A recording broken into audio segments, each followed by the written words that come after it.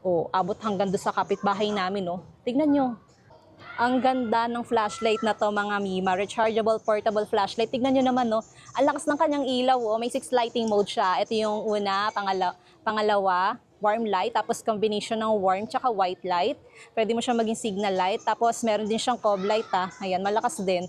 May white light, may red light, red flickering. Tapos ang kinagandahan din ito, yung kanyang power button is umiilaw. Ayan, no? Kaya kita nyo ito sa dilim. Tapos may adjustable focus din siya. Pwede mo siyang ma-zoom in or ma-zoom out.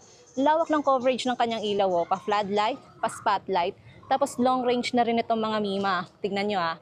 Oh, abot hanggang doon sa kapitbahay namin, oh. Tignan nyo. Diba? Sobrang lakas ng kanyang ilaw. Amazing. Ang galing.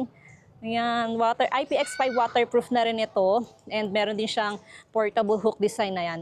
Kaya pwede mo itong maisabit sa puno or kahit saang sabitan. Ang ganda nito, mga Mima. Kaya kung gusto mo rin ng ganitong klaseng flashlight na rechargeable via Type-C, ilalagay ko na lang yung link dyan sa Yellow Basket.